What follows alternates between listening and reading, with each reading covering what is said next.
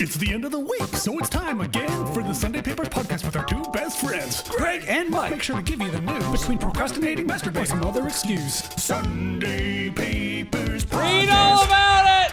Read all about it! Sunday Papers, never a hitch. Never a hitch. This is, for the folks at home, this is our second time starting today's podcast. Third, actually. It's 420. Yeah, that was right. Sorry.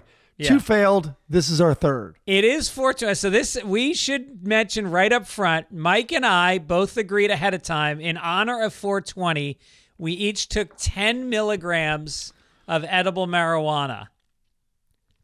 Okay, I will tell you this. That's not true, but I will tell you this.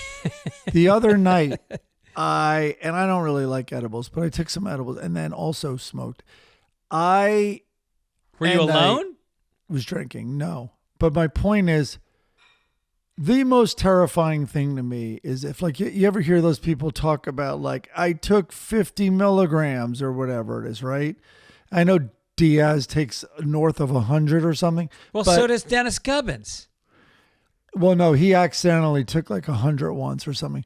But I think I'd be like, you have to rush me to the hospital where they have to make me unconscious. Yeah. Just put an IV in my arm and knock me out.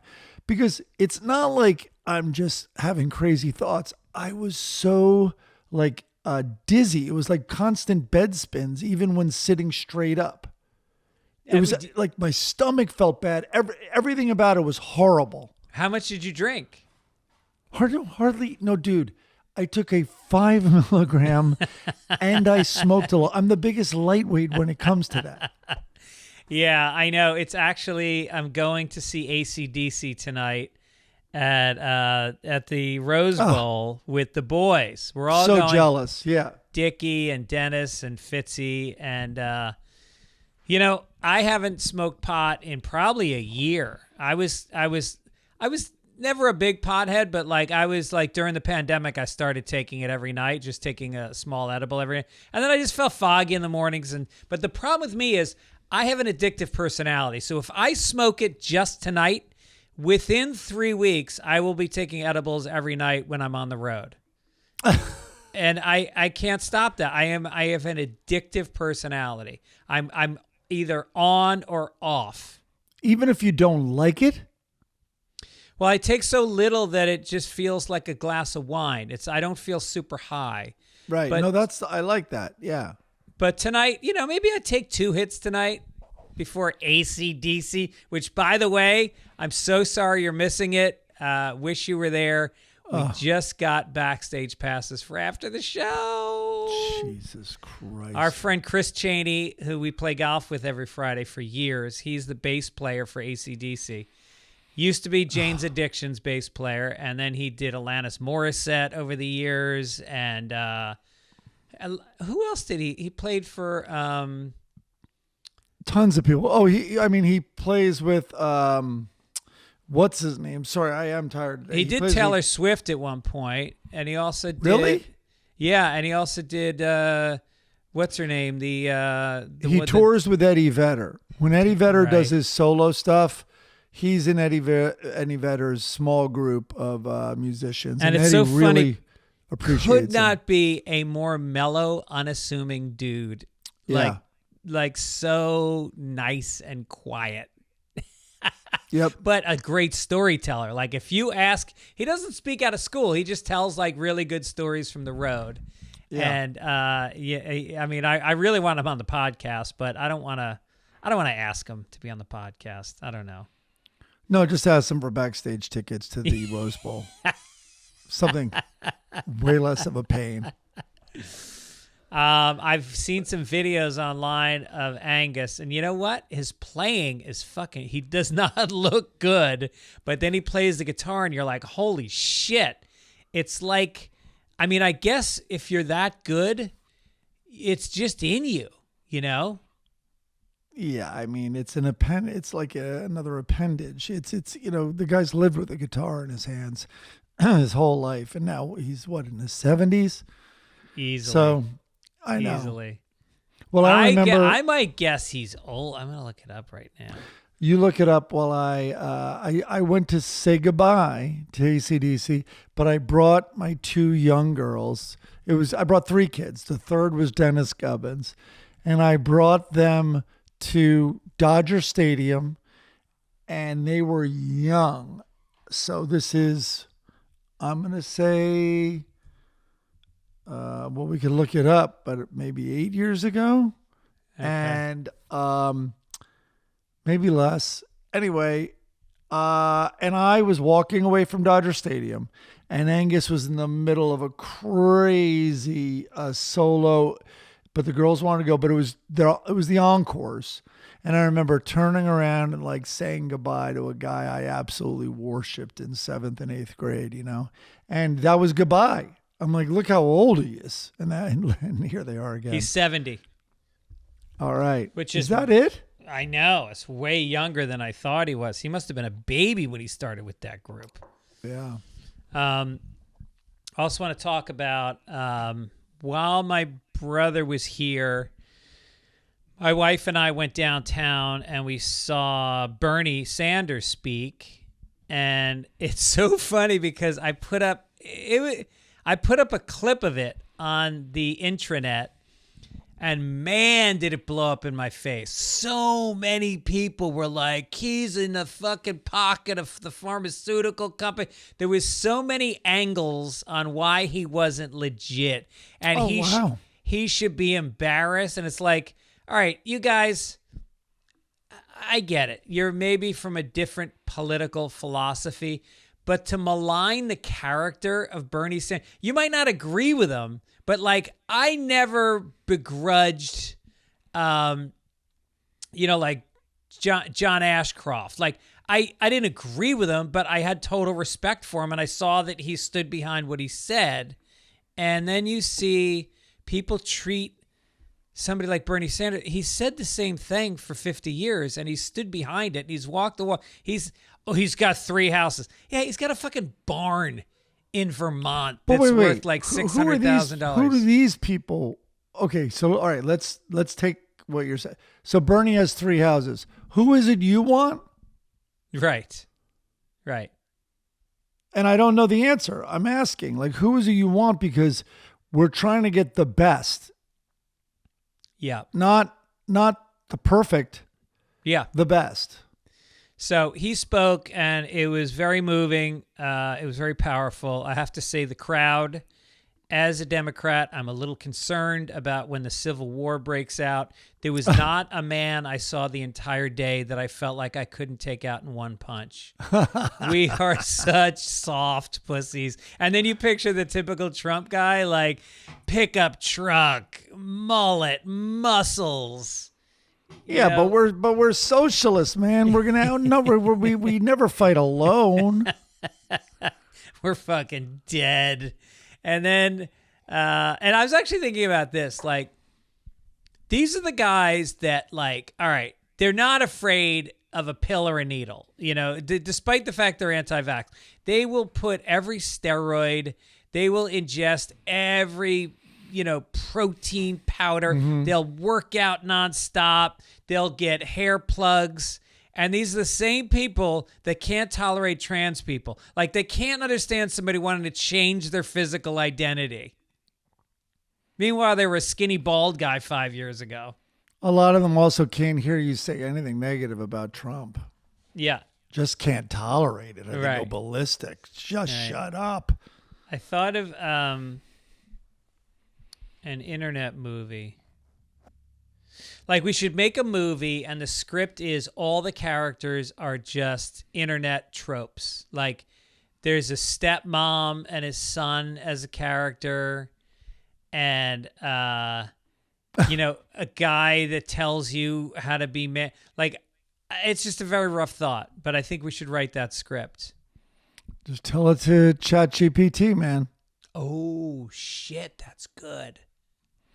I mean, the reports coming back on that stuff are crazy. Yeah.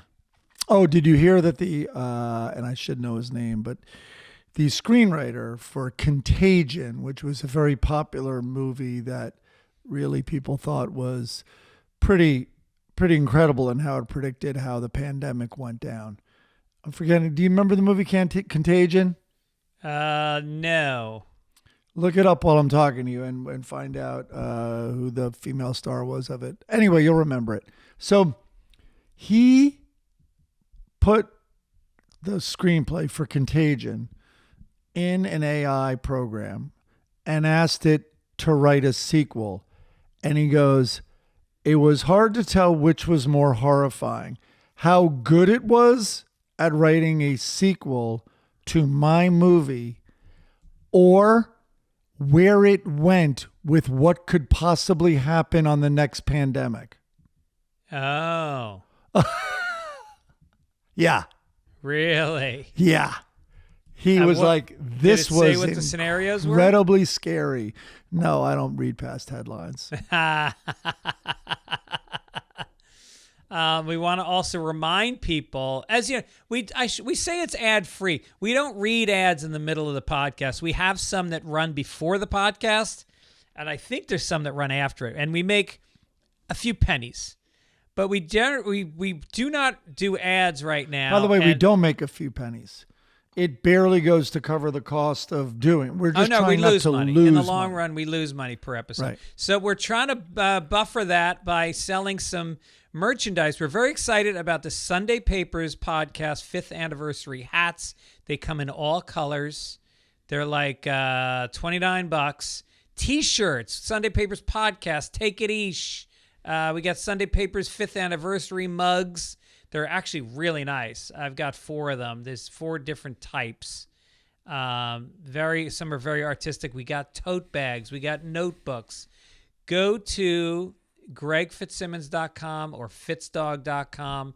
Read all about it. T-shirts. Pick it up. They're $28. Support the show. Showcase the show. Then you see people that are also fans, and you guys look at each other, and then you look away. You're a little embarrassed. You walk in opposite directions. Yeah. All right. Did I tell you about my flight back from Florida? Do tell. It's very short, but it was on my birthday, right? And the guy, I'm in like 22, B or something, because I didn't pay JetBlue their extortion money so I can choose my seat. So, of course, they plot me in a middle seat. I'm exhausted, and I know I'm going to sleep, Florida, LA. So I go, my dad, of course, drops me off at the airport early. I had no say in it. So anyway, when I'm there early, I go up to the guy. I'm the first guy there at the gate, and I go, hey, listen, I go, is there any way, I do see there's room and there's seats available, and there were a lot. And I said, is there a way I could just be moved to any aisle or window? Doesn't matter to me which, because I'm probably going to sleep. And I'm 6'2". And right. And I'm 6'1", really. And I go, and it's my birthday, if that's worth anything. And the guy kind of looks down, but doesn't comment. And then so I add, I know it's not worth anything. But so I'm being nice. I'm being self-effacing. And I asked so nicely and all that. He types for like ever. I don't know what was going on. Finally, at one point, I'm like, does he even work here? And then he goes, all right, I took care of you. And he hands it back to me. And I was in 32C. Like he moved me 10 rows back. But it was an aisle seat. So anyway, I'm in the way back of the plane, aisle seat. Dude, we hit turbulence so hard. And I thought the back of the plane was supposed to be more stable. It was like we were fishtailing up in the sky. It was crazy. Really? And yeah. Just going through these winds. And it was on the ascent. So we're on the ascent. Anyway, eventually it calms down. Drink service comes out, or cart service. They come by and they're like, what would you like? I'm like, I'll have a Jack and Coke or whatever I got. And so I kind of get it. And then she goes, oh, are you Michael Gibbons? Because they know if you sit in the right seat, I wasn't special or anything. And they're like, oh, it's your birthday, so this one's on us. No way. Yeah. But there was a girl on the window seat. And she already had her drink, and she takes a drink and she looks at me. She's like, that was almost your last one. meaning birthday. That's good. That's Yeah. good. I like it. It's, This paying for seats bullshit. I'm flying. Oh my God. I'm flying to Cincinnati. I'm doing a club in actually Dayton, Kentucky, but it's Cincinnati. So anyway, I got to fly into Cincinnati. It's connecting flights. And so I look at Indianapolis because that's an hour and a half away. I was like, I'd rather fly there and rent a car and not take a second fucking leg of a trip. No can do. There's no direct flights there either. So I buy my connecting flight, which is going to take me 7.5 hours each direction, assuming I don't get one of the flights isn't delayed. And it's like $650 round trip. This is a month out. And then I get to the seat selection, and it's like you said, it's all middle seats, unless you want to pay, ready for this, an extra like $40 to $60 per leg, not LA to Cincinnati. So it's like another $200 on top of that to not have a middle seat on United. United is the worst with these extra fees. They were the first ones to charge you for an extra bag in the overhead. They were the first ones to charge for drinks. They were the first ones to charge for seat assignments. They suck. At least Spirit's upfront about it all. I know. And they give you a lower fare. At least you're starting with a way lower fare. Yeah. I've easily paid more for a carry-on bag than the cost of the flight with Spirit. Right. So fuck you, United, is my statement for today. And thank you to Bob, who is one of our most prolific. As you know, Sunday Papers has a different poster every single week. We have a different song every week, and Bob is very generous with his time. This is one with us standing with Fauci, and we have the measles. Not Fauci. We wish it were Fauci. Oh, no, not Fauci. What am I saying? With R.F. Kennedy Jr., and we have measles all over our face. And he doesn't have measles. We do? Let me see. I don't like it at all. He does not have measles, and we do. No, he looks healthy. Yeah, he does. Well, it's probably because he has autism. The song this week, also from a frequent contributor, Emmett Hall, is amazing. Great song. Thank you. And by the way, if you ever enjoy the snippet of the song, we always play it in full at the end of the episode if you want to just, kick off your shoes and fucking dance. There you go. Corrections. Barclay Loss says Tiger Woods was 13 years old in 1989. I think I said that was the year he won his first Masters. Oh, all right. Well, he was a prodigy. And then Flesh Try says BlackRock, a $150 billion corporation, makes way more on war than Blackwater, which makes $10 billion. BlackRock makes way more. You were actually correct this time? Oh, my God. All right. It deserved a correction because you were correct. So it's like the podcast was wrong because you were right. Got it. It's a double negative. Yeah. Then this guy, Ryan Starr, said, thanks for featuring my art on last week's episode. If I could give you my first correction, you got my name wrong. If you could credit me on the next episode as Ryan Starr. Oh. And point people to my website, ryanstardesign.com. Now you're pushing it, Ryan. Honored to be part of the rich history of corrections. Take it easy. Also, I don't think it was a double negative. That's already a correction. All right.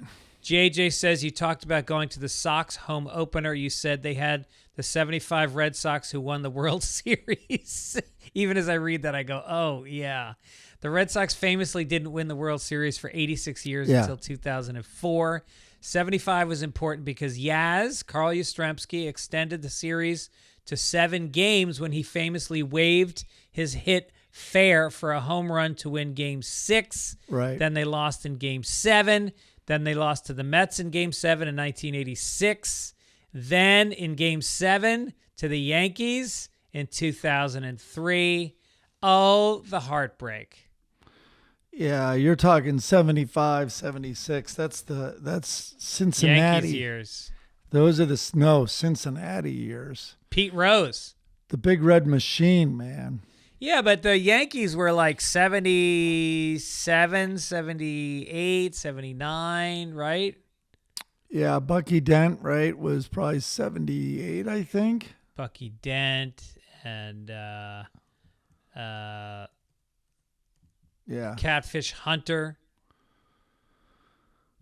What was Bucky Dent's big home run? Anyway, go ahead.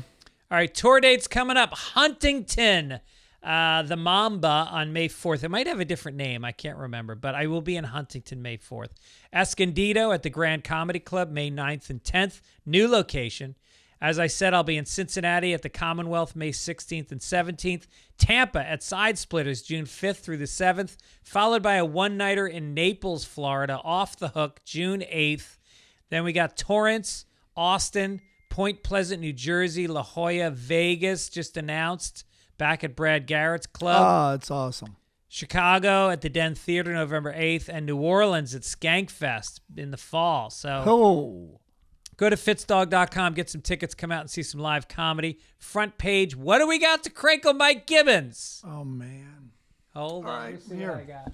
I got a little piece of paper from the Central Station Hotel right here in Nashville. Nope, in Memphis. Here we go. An ex-FDNY firefighter turned OnlyFans model was thrown behind bars Thursday for drunkenly mowing down a young airport worker in Queens. Jesus. His family yelled, "Put the cuffs on him," from the Supreme Court as bail was revoked in a wreck that killed Justin Diaz, 23 years old.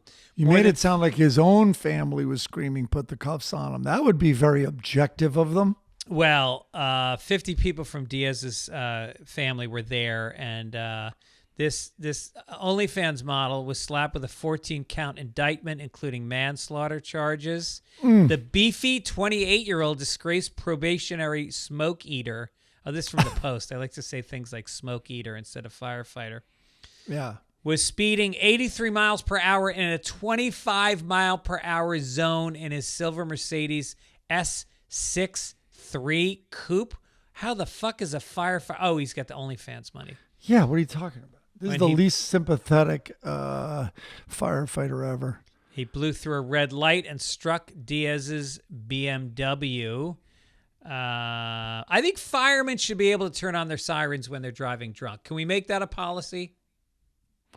Well, should drunk driving be a lesser charge if you put a siren up announcing it to everybody, maybe? Yes, exactly.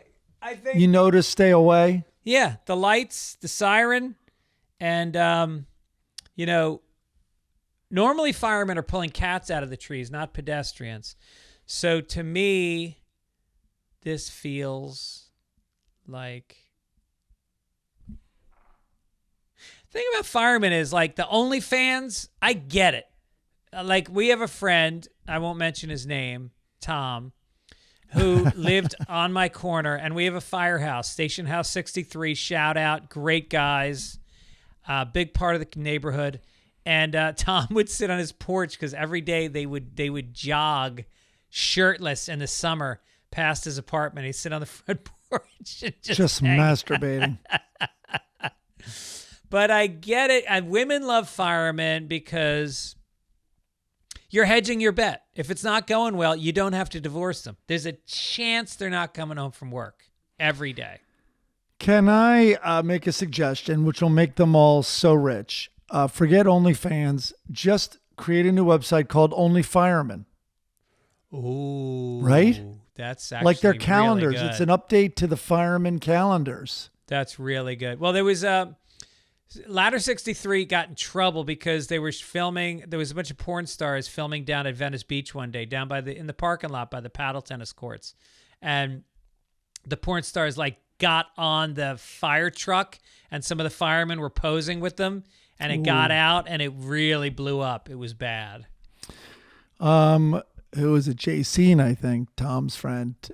I think maybe her brother is a fireman or brother-in-law or something. Anyway, we were talking about it, and I at some point said something like, assuming that firemen and police get along. She's like, not really. She's like, police are very jealous of firemen because everybody likes firemen. Everybody loves them. Yeah. And far from everybody loves the police. I'm like, oh man, I didn't think about that. Like, firemen don't pull up to your house and get out all the hoses and be like, oh, whoa, wait. Black people live here. Never mind. Pack it up. Let's go. Yeah. We're not going to help them.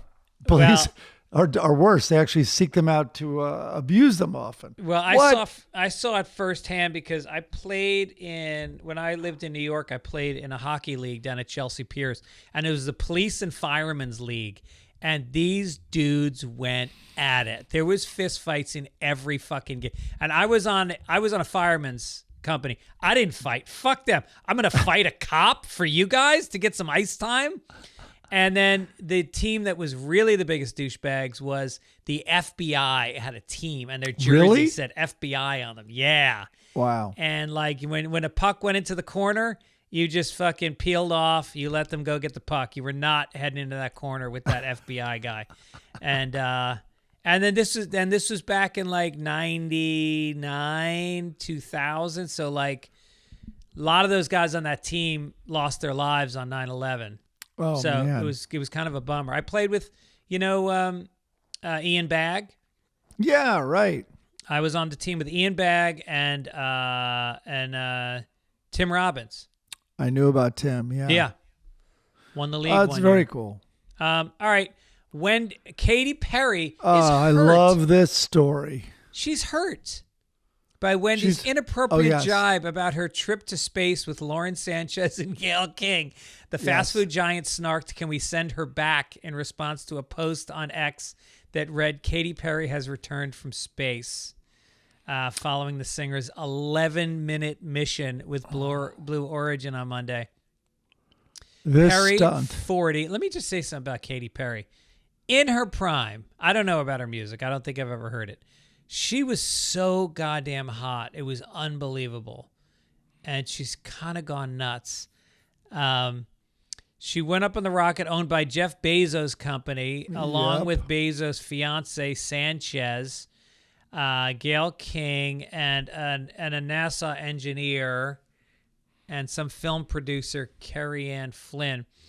It took them just past the Kármán line, 62 miles above Earth.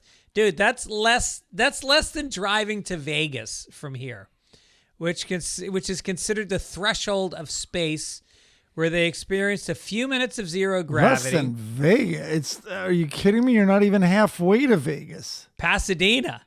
Yeah. 50 miles. Perry clutched a daisy in honor of her 4-year-old daughter, Daisy Dove Bloom. Why not hold a dove? Bring a fucking dove into space. And then she sang Louis Armstrong's "What a Wonderful World" while floating. And then she kissed the ground after the Blue Origin rocket landed after the 11-minute journey. Quote, "I feel super connected to love. This experience has shown me you never know how much love is inside you, like how much love you have to give and how loved you are." She realized all this in 11 minutes? Yeah, she's a fast learner. The Doors have songs longer than that. Yeah. But she was slammed online, including by other celebrities, for also revealing a butterfly-shaped note promoting her upcoming tour dates. Emily Ratajkowski called the mission beyond parody. That's coming from Emily Ratajkowski. I know. I'm shocked she wasn't in. She's just jealous she wasn't in it. Olivia Munn deemed it gluttonous. Olivia Wilde said $1 billion bought a few good memes, I guess. So the Olivias are coming out. Did Olivia Gibbons say anything? I don't know. I have to watch what I say around them with these female accomplishments. But, I mean, accomplishment is italicized and in quotes, if you ask me. Wait, now, which Olivia are you friends with? Munn. Well, I mean, I don't think she'd know me now, but yeah, we did a little pilot together way back. You brought her on the podcast. Oh yeah, that's right. I brought her on the our podcast. podcast. So all right, the thing that got my attention, because this was fully ignored almost by everybody and deservedly so, but then Gayle King, the problem was, just like Katy Perry, they got offended that there wasn't more coverage. And then Gayle King goes, you know, also people are calling this a trip. And it's like, when male astronauts go up, nobody calls it a trip. I'm like, oh, strike two. I'm like, you're going to compare yourself to an astronaut. You guys, and then I'm offended that they even call themselves crew. You were like passengers. You know where I want you to go next as a passenger? I want you to check out the Titanic. Yes, I want you to go in a submarine like other dumb billionaires and go check that out. Yeah. You date you're a friend of a billionaire, Gayle King. Lauren Sanchez is sleeping with a billionaire.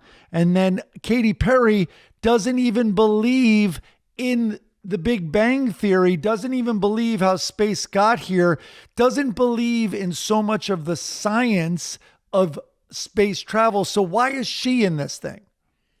I think you're onto something. I think we should have reality shows where we take celebrities that we want to see die and we put them into space capsules. But really launch it. Send it up for like a month.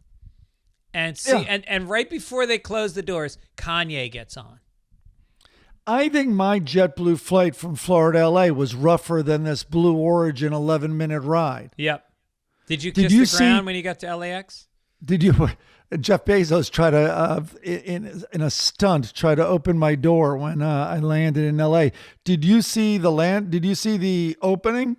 They couldn't find the door, right? No, the door was all, because of course they had already been checked on. And so then they close it back to one.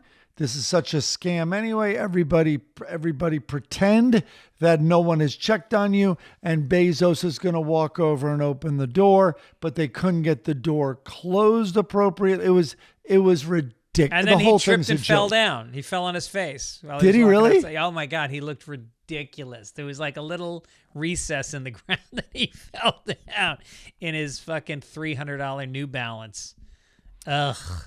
It's just such a joke. Yeah. Speaking of a joke, and also Gayle King then goes, and then someone brought up, but like, you know, the privilege and how expensive. Gayle King, fucking complete moron, goes, well, you know, yeah, there's a lot of criticism of that, but you know, when you, you know, get some friends, you know, when you go with other people, you know, it comes down and is actually like quite reasonable. The best estimate is that it's $500,000 per person. Yes, per person. And she's just an idiot. And this is like, you're really accelerating how badly people want to take out the rich. You really are. Yes. Like, just don't rub it in people's faces.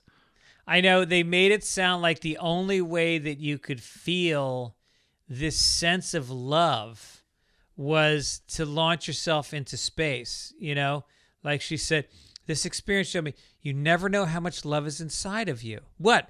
Until you spend $500,000 flying up for 11 minutes? It's absurd. No, you don't know how much you love until you're stuck in a trailer with your husband who lost his factory job and he got 300. That's when you know love, bitch. Also, the best part, I can't even believe I've delayed it this long. Their whole thing was the only women, I don't even want to use the word crew, the only women crew to go. Meanwhile, a Russian woman solo in 1963 has already been to space. So just and that was in 63 when she was probably in the equivalent of a coffee can. So just shut up. Right, Mike. Good point. Way to stand your ground. I like it. 60 Minutes. President Trump told FCC Chair Brendan Carr that he should pull the broadcasting license and severely punish CBS for its reporting. Note the word reporting. Note CBS, like the Tiffany Network, the news network that has corroborated news, that does stories for 3 months, there is no, everything about it is factual. So in February, he signed an executive order granting him full authority over independent agencies, including the FCC and the Federal Reserve, previously overseen by Congress, including firing their respective heads.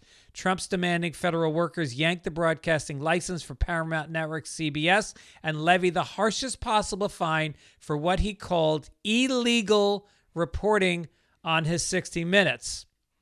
He took issue that it aired 2 segments on Sunday regarding the war in Ukraine and Trump's plan to annex Denmark's autonomous territory of Greenland. I saw this, by the way. He argued that they depicted the country and, by extent, his administration falsely, inaccurately, and fraudulently, though he did not explain what he meant nor deny any specific part of the reporting. Also, NPR, PBS being defunded. I mean, where's First Amendment? When are people... I get it. Again, I want to go through this again. You may not agree with our politics because we're probably left of a lot of our listeners. But is it left and right to consider the Constitution something that should be adhered to, that congressional approval should be observed, that branches of power in the country need to be separate? Listen, when I first saw the story, I was supportive. And I agreed with Trump. I thought he wanted to cancel CBS because of Blue Bloods. And I'm like, finally, someone's doing something about this atrocity. Right. Why is it so popular? Right. Or Matlock. Big Please. Brother. Big Brother's on its 28th season. Yeah. That fucking, who's the host of that? He is so well. I thought Trump canceled at midnight. I'm like, well played. It deserved to be put out of its misery. I don't want to say that because then I won't get booked. Yeah. Ugh. You know it's gone, right? Oh, good. That was embarrassing. Every comic I saw on that looked so awkward and forced. That set was so cold and vacuous. And I think she's great. I think she's a really funny comedian, and I think she did her best. I don't think she's a host, though. I think she did her best, but I don't think she's a host. No. Nope. I think everyone felt there was a bit of feeling embarrassed, so that hurts everything. Yes. All right, let's get to our new segment. It's called The Ethicist. Oh, no, that's what the New York Times called it. I think that's what they call it. What do we call ours? The ethical question. The ethical question. Dun, dun. Do we get a crinkle on this? What are we doing? Yeah, you're the crinkle guy. Here it is. I'm just going to read you the headline, which I don't agree with. Wait, let me first read you a piece of mail we got from last week. Okay. Greg and Mike, also fuck Mike. I live in Philly. It says actually, I'm live in Philly. But also you hear the anger already from the animal. The cocaine story, I had that happen in a smaller volume, but I would probably do the same thing with the large amounts. Last week's story, we talked about finding a bale of cocaine. What would we do? I said I would keep some and sell some. What did you say? I admitted, I'd probably take it home and think about it. No. We were at college in Philly, and walking into my apartment, my friend picks up a bag, and it's filled with tiny bags of coke. So we keep it. Because we were stoners and were paranoid about it, like it was a setup from a cop, a dealer had to dump it and was coming back and would kill us. The paranoia was with us for hours. As we may have smelled cocaine in our past a few times, we were concerned what it was. So we take it to our cokehead friend, and he confirms it's coke, and he didn't die, so we were good. We traded him for weed and kept some samples. Oh, to be young again. Love the show, and fuck Mike. Liz. This is a woman animal. Wow. I totally imagined when I imagine this person climbing a greased pole in their hometown, I imagine it being male. Oh, how you hate the city. I love Philly. Can I just say that? Beautiful city, physically beautiful. Yeah. Okay. All right. What's your question? Yeah, I mean, here's the question, which I don't agree with, but here it is. Our gardener wants to avoid taxes. Should we pay him in cash? Now, this person writing, the name withheld, it's a woman. Here it is. Throughout our 55 years of marriage, my husband and I have never once cheated on our taxes. Now the man who mows and trims our lawn has asked us to pay him in cash instead of by check. We have little doubt as to why he has made this request. My husband feels very uncomfortable with this, but I disagree. This man is a landscape service of one and most likely only makes a modest income. It makes me angry to see the number of obscenely rich Americans continue to rise, while most people like him work hard and long and likely have to pay for their own health insurance. He does not have health insurance. If he wants to nick a bit off the IRS's take, it may be illegal, but I don't consider it immoral. What is the right thing to do in this situation? So they made a leap to say that he's not going to report it, but let's just go with that leap. That's true. I think you split the difference and you go, all right, normally we pay you, say, $500 a month. We're going to pay you in cash, but we don't get to write it off. See, like if you own your house, say you own your house, you get to deduct a certain amount on maintenance of your house. So now you're losing the deduction because now you can't claim it on your taxes. So I would say instead of $500, which you would have paid 25% on, meaning you would have lost $125, I will pay you. Oh, God. I will pay you $60 less than $500. I'll pay you $540. That way you're saving on taxes and we're not losing the amount we would have paid on taxes. Case closed. Next question. If that guy is not peeing on your lawn, I don't know what's right in this world anymore. Good for the grass. Good for the grass. It's not. Yeah, you can write off cash, by the way. Yeah, but then it doesn't have to be a paper trail so they can check on his end that he received the money and deposited it and paid taxes. No, I on guess it. then you're passing the buck to him if you're reporting that, like, here's the cash. You can see where I withdraw it from the bank every month, and I pay cash. Whatever. Just pay him cash, will you? All right, so I got to go to my ATM and pay a $3.50 fee to take the money out. Yeah. I got to be concerned about getting robbed at the ATM because I live in Venice. What about Venmo, man? You think this is what's insane about you.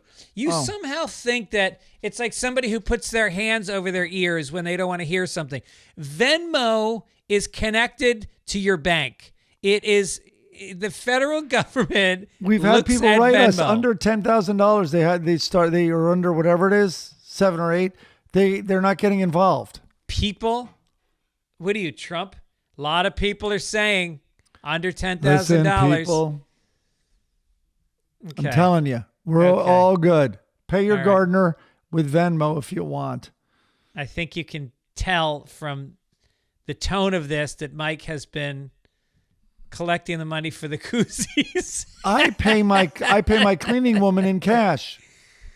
You do? Yeah.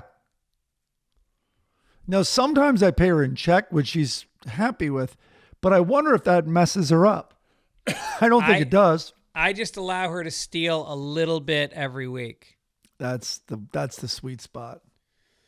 All right, entertainment. Here's my ethical question for you. Oh boy. So I take certain pharmaceuticals for my mental health, and I've been on them since I was 40 years old. Good for you, because you wouldn't know it at all. So for 19 years, thank you. Yeah. I don't know if you're being facetious. Of course, yeah. It's like you still seem riddled with mental illness. So for 19 years, I've been on these same fucking pills, a number of them. I'm on a cocktail of antidepressants.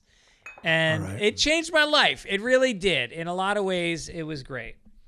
Have I lost my edge a little bit? Yes. Am I less funny? obviously I'm doing a podcast every week.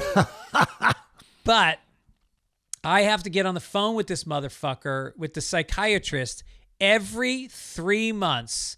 It costs $185. Incredible. And basically he says, how are you feeling? I say the same. Are you suicidal? No, I'm not. Okay. And then he has to fill the half hour. It used to be a half hour. I finally talked him down to 15 minutes. Half hour was like $225.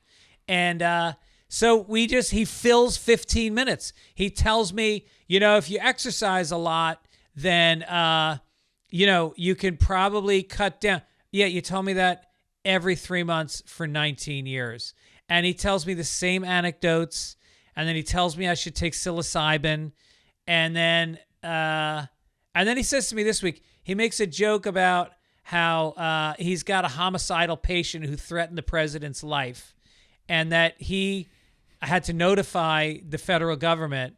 And now every time the president comes to L.A., the Secret Service visits him and his patient to make sure he's not going to do anything. Oh, my God. So he said to me, but, I hate Trump so much, I'm thinking about not giving him his shot 1 month. That's worth the call. Well, that's what you should have paid double that month. That's the ethical question I have for you, Mike Gibbons. If you're a shrink and you want a leader of a country assassinated, right? Is it okay to not give them their shot that month? Geez. Are they paying cash or is this...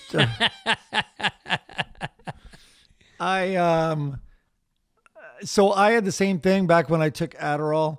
It was the same thing, man. You had to have a prescribing MD and you had to check in with a phone call, which was a session, and it was so much money. Get this, we're not going to name any names.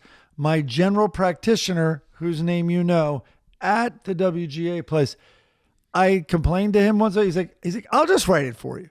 I'll just refill them. I have never seen a therapist again regarding that prescription. And how often do you get the prescription? I can get it as much as I want, but I only do it like once a year, just so I have some that I take like when needed. Yeah. Or, and they're 5 milligram pills or whatever. They're like a strong cup of coffee, like a pretty strong cup, but not much more. Can I tell you something else about this guy? Oh boy. He's such a weirdo. He goes, this is years ago. And he says to me, God, I just have to tell you this, and I shouldn't tell you this, but I have another patient, and he's been telling me that he's got anxiety and depression, and it's based on listening to the Howard Stern show. I said, well, what did he hear on the Howard Stern show? He said he heard the story about the foreword being written for your book and how Howard was making you jump through hoops and torturing you. And he goes, and it's making him so upset he's depressed. He goes, he doesn't know you're my patient, but he's been telling me this. Is this where you have a split personality and this is also you that he's talking to? I mean, how crazy that a shrink would divulge that to another patient. That's crazy time. And then he laughed about it. Wow. Yeah. Don't run into that guy in the waiting room. All right. Let's get to some entertainment. All right. Speaking of entertainment, by the way, I watched the John Hamm Saturday Night Live. There was some solid comedy in that show. And John they were... he's one of the best to do it.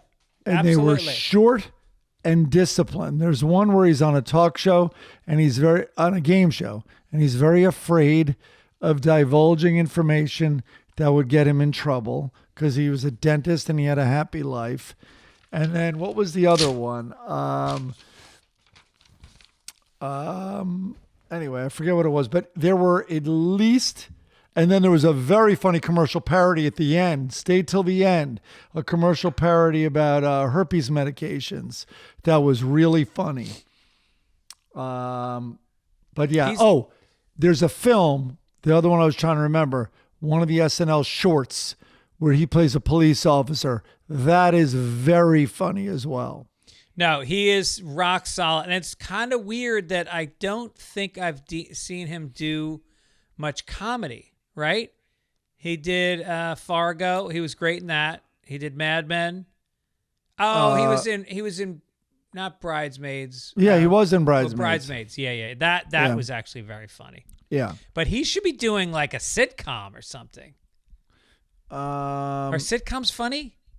No, I was just going to say that's drama. Yeah. I think he's done more comedy than that. But anyway, he's very good.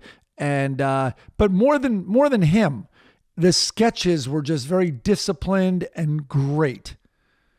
Did I ever tell you my short John film Hamm and the story? sketch? Huh? I ever tell you my John Hamm story? I don't think. Okay. So I'm in San Francisco and I go out to do a show and my wife hangs back at the hotel because she's not interested in seeing my stand-up comedy. You come home, John Hamm's there.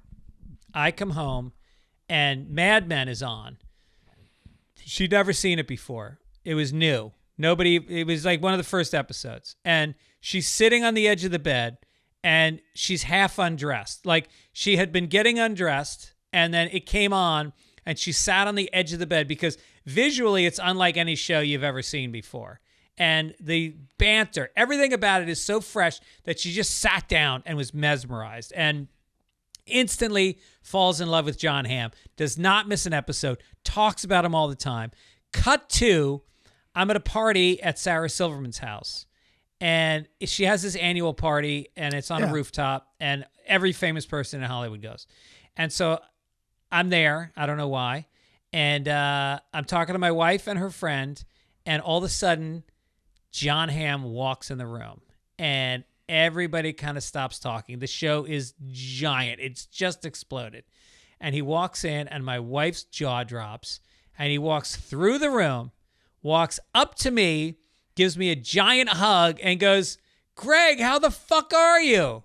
And as I'm hugging him, I'm making eye contact with my wife and going like, what the fuck is going on here? I've never met this guy. Aaron, what are you doing taking off your pants and sitting on the edge of that chair? Again. So he pulls back and he sees me looking at him and he goes, "You don't remember me." And I said, I honestly didn't think we'd met. And he goes, "We used to hang out at the Improv all the time when I was a struggling way." I don't know if he worked at the Improv or he used to just hang out there. But no, he used to hang out. I've read the stories. And at Largo, too. But apparently, like, we used to hang out all the time. But I didn't make the association that John was this John. Right. And so I introduced him to my wife, and he gave her a hug. And then I gave it to her that night so hard. Oh, what an empty experience for her. Yeah. Poor Aaron. I mean, you need a lot of imagination, even if you just saw him. And then we became friends again. And now I text him. He's been on the podcast a few times. He was on when I was with you once, way back. We talked about his St. Louis roots and everything. Right, when he grew up as an orphan. Yeah. Is that right? Yep. Oh, I didn't know that. He was part. adopted. I don't know if he was ever an orphan, but he was adopted. I guess if you were an orphan, if you were adopted, you must have been an orphan at one point, right? The mom probably gave him up when that big head tried to get out of her vagina. All right. Something must be wrong with him. John Mulaney is shading Ellen DeGeneres. Quote, this is on his, all right, quote, "You know what having a 3-year-old is like?" Mulaney, 42, asked viewers during Wednesday's episode of, quote, "Everybody's Live with John Mulaney" on Netflix. "Having a 3-year-old is what I imagine working on Ellen's show was like." Quote, "Because people come over and they're like, 'How is it?' And you're like, 'Oh, it's fine. You know, we have fun. There's games. We have dancing, you know. So if she starts dancing, you dance. But if she stops dancing, change it to a more serious tone before saying, 'You fucking stop dancing right away.'" So yeah, he's pretty accurate. Yep. And you know what's funny is I hung out with him 2 weeks ago. We did Largo together, and every time he sees me, he asks me about what it was like writing for Ellen. He's obsessed that I wrote for Ellen and what it was like. He's like, I don't know anybody else that ever wrote for that show. What was it really as bad? And so I was just telling him all about it. And then like a week later, he records this joke on his show. Yeah, I think there are more similarities. Like you want to, just like with Ellen, you want to put him in a car and drive him into a lake. You just have that instinct. You also think I should, just like working at Ellen, I should have pulled out. Yeah. Why didn't I pull out? Yeah. It's also like Ellen and children. It's very much frowned upon if you punch them right in the face, which you want to do all day long. Can't. Yeah. And when they get upset, both of them, they take their toys and they leave. Yeah. That's what they do because it's very immature. Oh, yeah. No, she would just walk out sometimes. Both are given trophies they didn't earn because more mature people did all the work. Yes. And at least with a 3-year-old, over time they grow out of it and are not actually less logical. And also sometimes they say something really funny and a lot of housewives laugh and take pictures. Yeah, it's cute. And especially if you like don't know funny things. It can be very surprising. So maybe I'll send all these jokes to John and he can use them in his stand-up comedy act now. You know, when I helped, Will Ferrell does a charity thing anyway, I volunteered. And it was at the Greek Theater. And John Mulaney was one of the stand-ups. And I went up to him because I was helping directing the in-house cameras and video. And I said, is there anything we should know? Like, do you want a close-up at any point or a wide when you act something out? And he's like, don't I know you? And I go, no, I believe it, I don't think we've ever met. We met once at UCB, but I mean, it was like in the green room saying, no, I know you. But it's probably because he checks you out and he sees my dumb mug sitting here sometimes. He used to open for me on the road sometimes, which is always great. If I could list the people that opened for me that Fallon. Flown past me over the years. Jesus Christ. Okay, hip-hop superstar Drake is now complaining about rival rapper Kendrick Lamar's performance of Not Like Us at the Super Bowl in his defamation lawsuit and its allegations of pedophilia against Drake.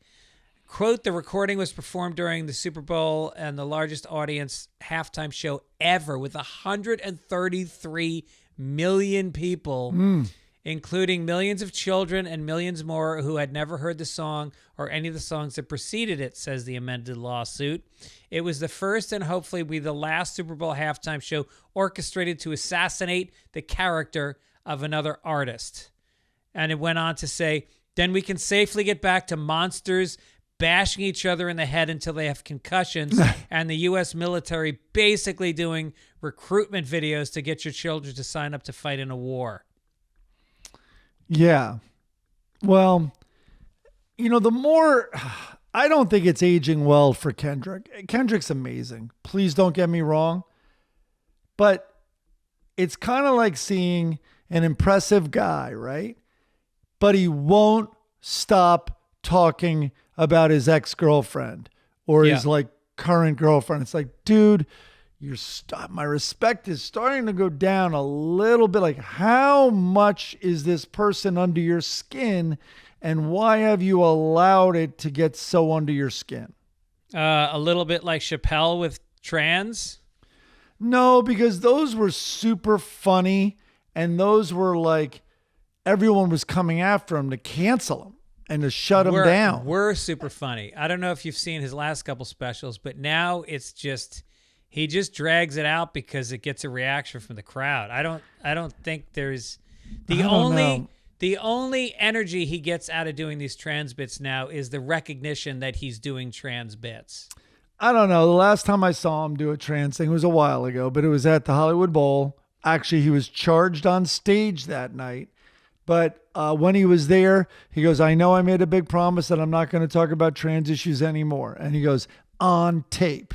And he goes, but since we're not recording and I took all your phones away, and he talked about the new swimmer, the trans swimmer who at that time had like really won a race, like shattered some record or something.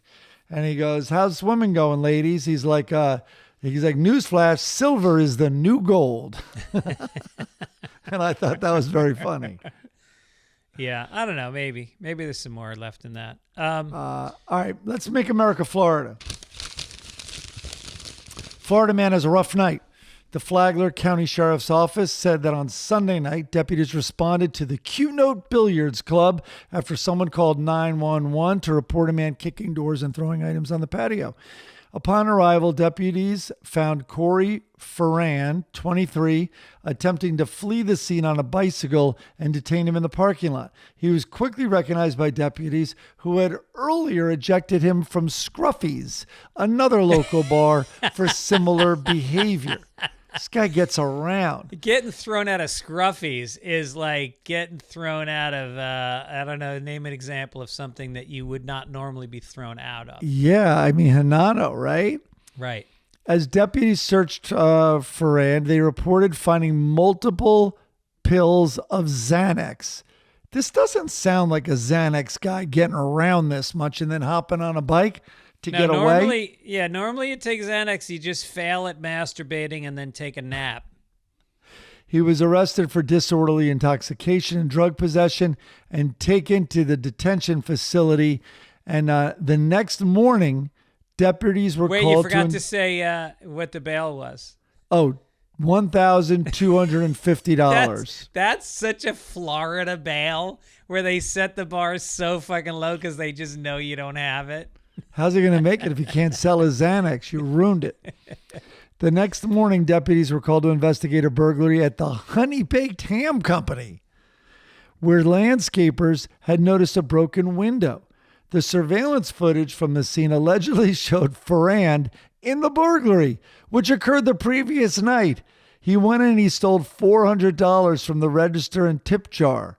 The report states the detectives traced his movements post-burglary, confirming he visited both Scruffy's and Q-Note Billiards while wearing the same clothes as the Honey Baked Ham Company. So he gets around even more, this guy on Xanax.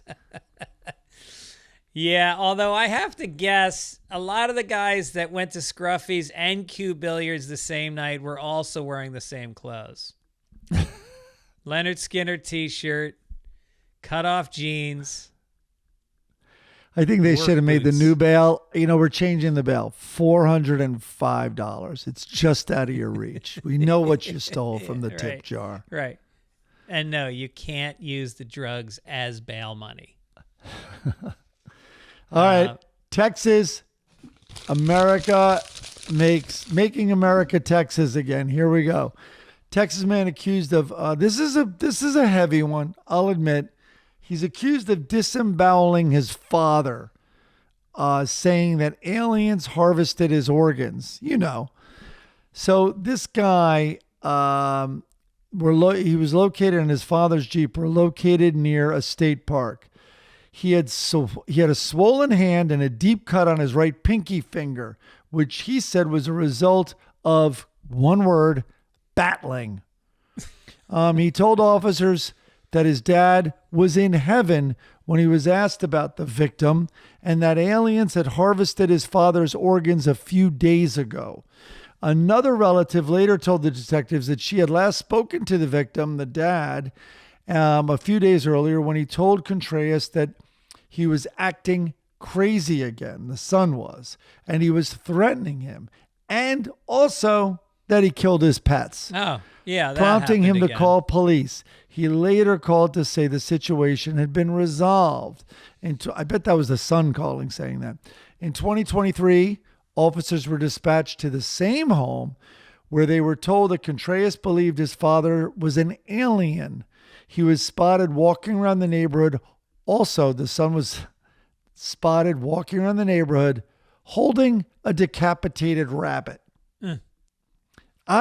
Listen, I'm not an expert. I'm just going to say, I think there were a few signs. Well, he's clearly not having a lot of luck with those rabbit ears. Isn't it a rabbit's foot that you have to rub? Oh, that's what it is. Yeah. Do you think rabbits have good luck? Well, like while they have their feet, or do you think they have to be chopped off for them to turn into good luck providing objects? They have to be chopped off. You can't rub a foot as you're holding a decapitated one and think any good is going to come of that. No. No. Yeah, I mean, this is one of those stories where you go like, all right, take the story at face value if you like, or let's go on Sam Tripoli's podcast and discuss that maybe aliens did harvest the organs and cut the sun's thumb and are now hovering above the earth, laughing their asses off. With a rabbit's head also. Right. Rubbing its ears, which is what they're under the misconception that you are. Right. All right, let's do some sports. You got it. Well, not a good week for Denny McCarthy at the Masters, where I shouldn't say not a good week. Denny won. Like, I looked up his earnings because the Masters is a big purse. He came in like 30th place, but he won like $150,000. So if that's a little bit of a consolation prize. But we all put money on him to win the Masters at 200 to 1, and he did not. And I felt a little bit like maybe I should take all of us out to dinner to apologize. But, you know, Denny's going to win it. He's going to win something soon. I mean, it was $10 to win $2,000. Yeah, I guess I'm not taking you guys out for shit. I would say put more money on the U.S. Open. I already got $150 on the U.S. Open, so if I win that, I'll take you guys out. It's Father's Day weekend, always. I don't know this stuff. You know that. That was, by the way, so that was basically the first Masters I ever really watched. And I didn't watch all of it, but I started watching on the weekend. And then I did watch all of Rory and Bryson, like in and out, but basically watched their 18 holes on Sunday. And like, I had to check with people. I'm like, you know, I'm so naive. And they're like, no. This was one of the more special ones ever. That was an amazing Sunday for the Masters. And yeah. You know, the thing is, I hate DeChambeau. He's just a douche. He's a big, dumb jock who, there's a lot of things. I won't even get into how many things I dislike about him. And Rory, if you're Irish, you've got a soft spot in your heart for Rory. He's making a comeback. He had like a 5 or 7 year period where he just didn't win shit. Happened to correspond with as soon as he got married. I hate to say, boy. But now he's back. He's left the marriage behind, and or he didn't. He actually, the rumors are he had an affair with Amanda, what's her name, who's the woman who interviews you at the end of the round. You know that woman? Is that a rumor or did that happen? I believe it happened, and there was a little separation in the marriage shortly after the rumors. And then they worked it out. But what's crazy is she still interviews him after the tournament every time. It's fucking crazy. I know. So I was very happy to see him win. It was good to see an Irish person cry. It's so rare, and we got it on film to prove it. There was a meme where something came across my feed on Instagram where I think it was real. A woman called into like a sports show and goes, "Let me tell you something. My husband, he did not cry at our wedding. He did not cry at the birth of our first child, second child. He does not cry at events. I've never seen him cry. On Sunday, he cried like a baby watching this golf tournament." Yeah. It was powerful. It was really great. Good on you, Rory. Let's go to... That was a feel-good win. I agree. For most people, I think a feel-good win. All right. Should we cut right down to this day in history? I think we're going to this day in history. All right, then. This is someday, let me tell you. Oh, really? Yeah. Okay. Not only is it Hitler's birthday, right? Oh, that's right. I forgot about that. Let's see this one. Other notable events include the New York State Constitution, adopted in 1777, the Ku Klux Klan Act, I think. I think it passed in 1871, maybe. The Ludlow Massacre in 1914. Don't you usually ask me questions? you're not going to get any of those. I'll ask you this one because this was another one. Very kind of a way out ahead of the curve. Columbine, the shooting at Columbine High School. Oh, God. I wonder if they were recognizing Hitler's birthday, the guys in the trench coats who did that. So that was on, did they? I don't know, but wasn't it also the Oklahoma City bombing? It was also 420? Doubt it could be that. I can't remember. But anyway, so Columbine High School, the famous, infamous Columbine High School shooting happened on this day in what year, give or take 5 years? I know I can get that because I remember I was doing a college gig and the shooting happened that day and I'm sitting in the hotel room in Iowa and I'm waiting for the show to start 3 hours later and I'm watching the fucking shooting. And then I went down to the show that night and I said, "Are we still doing this?" And she's like, "Yeah, I think the students need it." And I was like, "All right, let's do it." And so she goes on stage and she goes, "Welcome to Comedy Night. Before we bring your comedian up tonight, I'd like to have a moment of silence for the mass shooting where 13 kids died." And the whole place started crying and they put their heads down. And then she goes, "And now Greg Fitzsimmons." Yeah, she needed you to follow that and clean up her mess. So I remember I was still in New York. So it would have been late 90s. I'm going to say 98. It was 99. There we go. Nice. One of the funniest stories about that. But our friend Brody Stevens, and he used to do audience warm up. And he did Zach's show, and Galifianakis had his show on VH1. And all the writers, nothing got done with a half hour to go before the show, when like kind of the most has to get done. And so, because everyone couldn't take their eyes off of Brody and how bizarre he was at audience warm up. This one day audience warm up, there were a bunch of men in military uniform in the audience. They were up here from, I think, San Diego or something. And anyway, Brody goes, "What about you guys? What have you been up to?" And they're like, "We just got back from the war in Iraq, but we're going back like in a couple of weeks." He was like, "Oh my God. Well, let's change.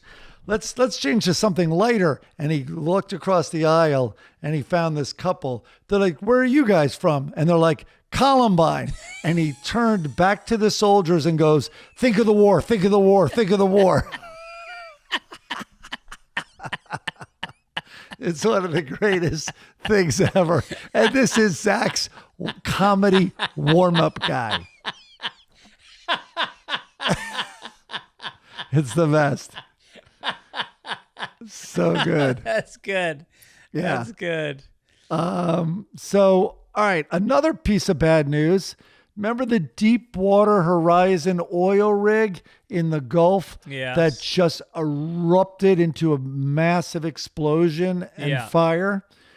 That happened on this day in what year? Give or take 3 years. I remember talking to my cousin about it because stories. He kept telling me that it wasn't going to amount to anything, and it was at my mother's 70th birthday. She's now 83, so it was 13 years ago. So it would have been in 2012. You got it. 2010. Nice. I gave you 3 years, I think. Okay. All right, here we go. Navin Field, later called Tiger Stadium in Detroit, and Fenway Park, officially opened as both hosted their first professional baseball games. Tiger Stadium closed in 1999, leaving Fenway as the oldest baseball stadium in Major League Baseball. Both of those stadiums opened on this day, or had their first home game, on what year? Give or take 5 years. Oh, look how tight you're getting on me. Now that I nailed the first two, you're only giving me five. Because I think like when the Red Sox won their last. I think you're going to be in the neighborhood. That's why. Well, I was just there for opening day, and I would say we already established that they have not won and they hadn't won in 86 years. So 86 and they won in 2004. So 2004 minus 86 is 1920. So I'll say the stadium went up in 1910. 1912. Nice. I told you you'd get it. Well, a little math. My math is sharp today. All right, last one. Prince died on this day from an accidental overdose of fentanyl. Give or take, I mean, I think I have to say 1 year. I'm giving you a 3-year window. Give or take 1 year. When do you think Prince died? 2014. I love it. 2016. Oh, I thought you were going to say 2018. I can't believe it's 9 years ago. Almost a decade without Prince. I know. And wasn't David Bowie before that? No, David Bowie was after that. Is that a Fitz fact? No, that's absolutely true. When do you think, give or take a year, when do you think Bowie's death was? I think Bowie died in 2017. Hold on. I love this. Bowie died before Prince. I love it. I love it. This is what I love. This is my favorite part. He also died in 2016, but he died January 10th. Oh, no shit. Yeah. Wow. All right. It was close. So there you go. All right. But so confident. You were so confident with that date. That's what I really love. felt like he was after. That seems crazy to me. But yeah. I guess so. That was a 1-2 punch, boy. That was crazy. Yep, I know. All right, let's get to it. Let's talk. Speaking of people dying, I think it's time for the obituaries. Yeah. This isn't, I don't want to disrespect the guy, but it's not we just talked about poor Prince and Bowie, but TV and radio host Wink Martindale died. Oh, boy. He was 91 years old. He helmed the game shows like Gambit and Tic Tac Dough. And then he was married to Sandra Farah for like ever. And she previously dated Elvis Presley. And Martindale was also friends with the rock icon. Martindale also from Tennessee. And Farah, his wife, goes, I just implicitly trusted and fell in love with any man from Tennessee. He even had Presley on one of his shows, Teenage Dance Party in 1956. Aside from hosting prowess, Martindale scored a pop hit, I did not know this, in 1959 with his rendition of the recitation song, The Deck of Cards. The song peaked at number 7 on the Billboard Hot 100. But he was one of those hosts that was an old guy when we were growing up, and maybe we also saw reruns, but we saw some lives or, current stuff of Wink Martindale, and I also love the name. Great name. It's about all I know about the guy. I think he was one of those guys that had the microphone that was like pencil thin with the big top. Maybe like Gene from... Gene Rayburn. Gene Rayburn, yeah. Yep, from Match Game. Let's cheer up. Let's cheer up with some funnies. Here we go. All right, so last week, as every week, we do the caption contest where you guys write in a punchline for a one-frame comic strip that we give you. We then look at them the next week, and we award a Sunday Papers koozie to what we deem to be. Now, it's not categorically the funniest. We are obviously have our own experience of what we think is funny. We get so many great ones. They don't all make it in. Many of them don't make it in. But the ones that do, we judge. Last week's was kind of a chubby dude leaning on a golf bag with a beer and a cigarette in his mouth while he watches his friend hit a shot. And they're on a golf course. So this one comes from Sean. Jesus Christ, Greg, that's your 4th mulligan. Or Jesus Christ, Gibbons, that's your 15th beer. Pick you mean one. Gubbins? Jesus Christ, Gubbins, that's your 15th beer. P.S. I'm from Canada, no koozie, just playing along. Well, guess what, Sean? No koozie for you. And it's not because you're from Canada. Jason the Cobb, Canadian koozie. Yeah, I got to deal with that. Jason Cobb says, I miss strippers and cocaine. Okay. Ryan Timberlake says, armed with a picture of his new jet ski, Jerry takes off to find the cute beer cart girl who definitely wanted some. You know what he's referring to? I didn't even see it. The cart in the upper left there. Oh, yeah, there's a cart flying by in the background. All right. Little wordy, but I like the idea. Dan says, this is taking forever. I wish I was one of the other caddies who are running a train on his wife right now. Whoa. Damn. Jason LaFon says, pebble-beached whale. Guy's fat. Kenny Ingalls says, did you hear last week's Sunday Paper podcast? The setup of the next cartoon caption contest left me woefully uninspired and comedically barren. Oh, that's a long one. That is long there, Kenny. Yeah. Frank Kehoe said, the Penmar Invitational was once again extensively delayed this year as Dennis Gubbins attempted to enforce every single insignificant golf rule. I can already hear Dennis screaming about he likes to waive a lot of golf rules and he gets angry about it. Brian Rochelle says, you know the deal. Make this birdie and I'll postpone your tariffs for a week. All right. Is that fat Donald Trump with the black hair and younger? I think that's the implication here. Pat McGroin. The moment I get the divorce papers, I'm going to quit this stupid fucking game. Interesting take, Pat. Brian says, John Daly's diet has done wonders for my golf game. Yeah, guy's drinking. And bringing up the rear, Kelly Holmes says, I'm glad I lost custody of the kids. And the winner is nobody this week. Not a strong... It was not a good comic. I didn't give you much. It's a very pedestrian scene. There's no hook. There's no angle. It was just up to you to come up with a golf joke, and you somewhat did. Yeah, I don't think. It also looks like he's hitting away from the hole. I might have done something about that. Like clearly the flag's straight up behind the fat guy. We don't have to spend time on this. No winners. Sorry, no winners this week. I don't dislike pebble-beached whale. But he's not laying down. He's fat. Huh? He's fat. Okay. I don't think you should penalize them. I think you got to give one of them a guy. What are you, hoarding koozies now? One could say I am because I haven't mailed any out in a little bit, probably a month. So which one would it be?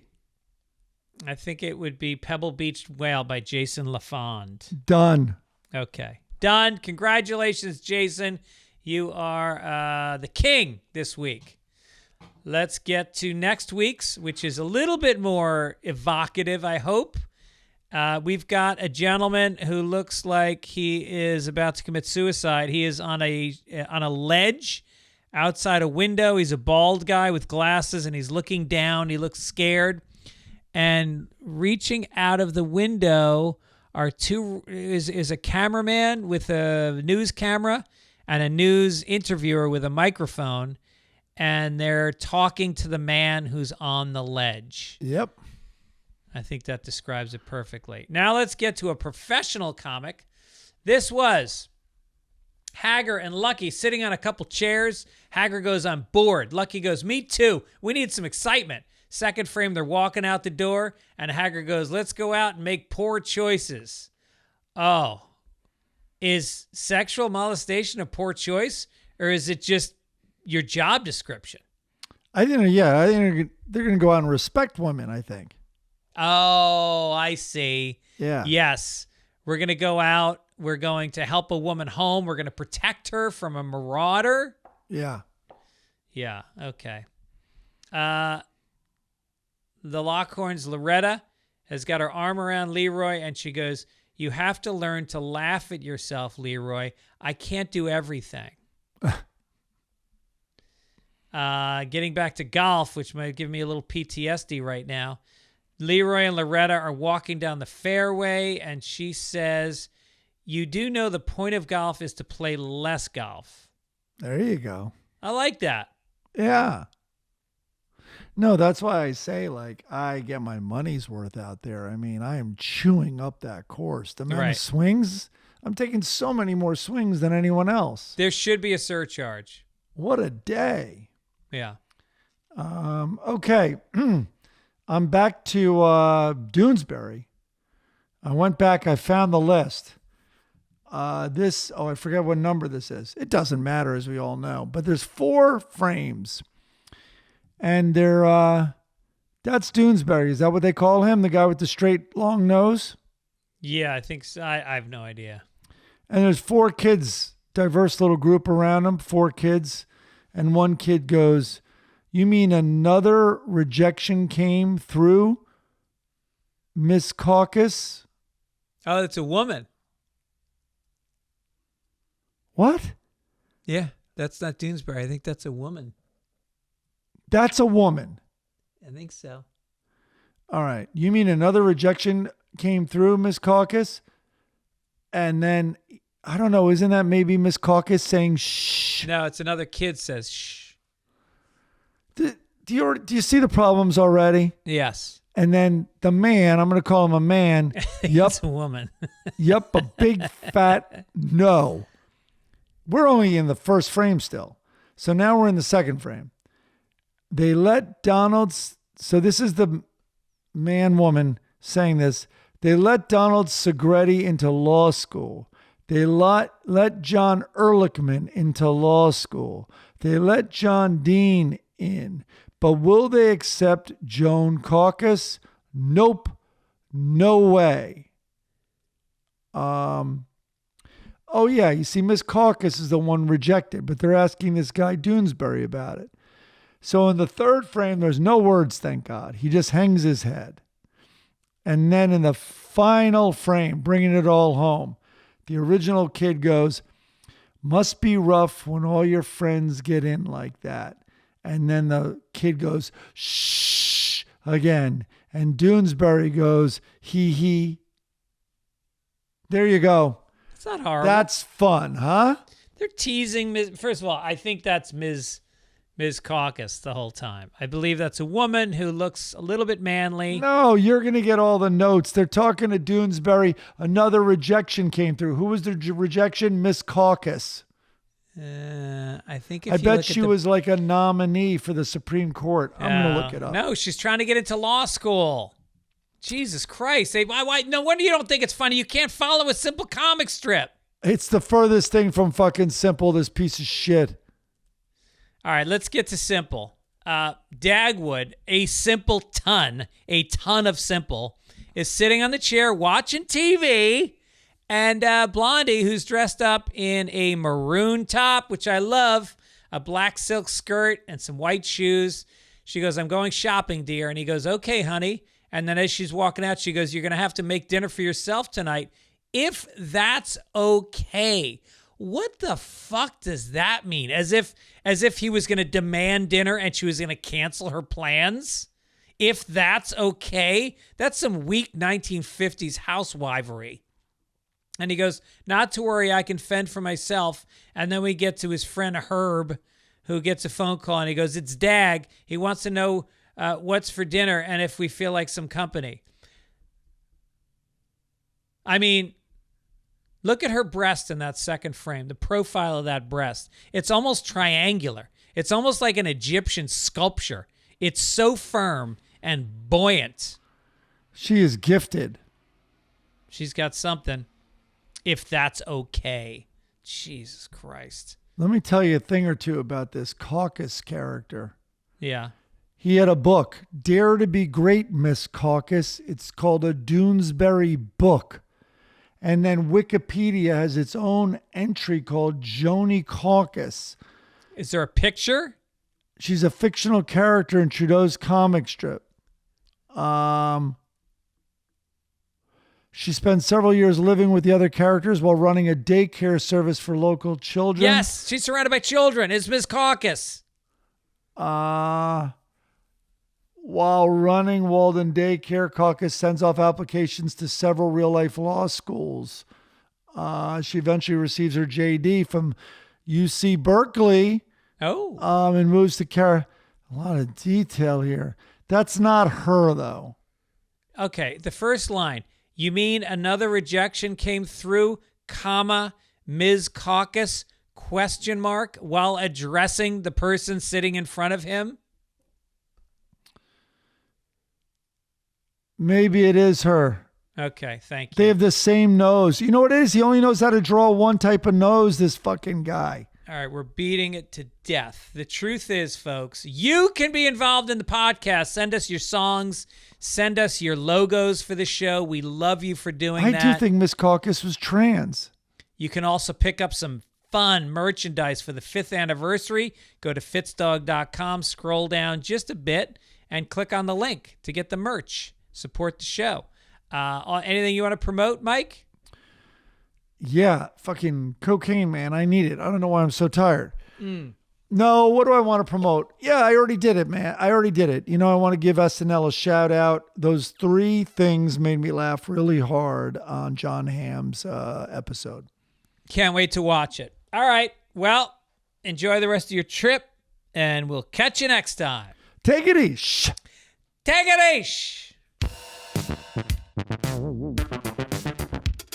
It's the end of the week, so it's time again for the Sunday Papers podcast with our 2 best friends, Greg and Mike. Make sure to give you the news between procrastinating, masturbating, and some other excuse. Sunday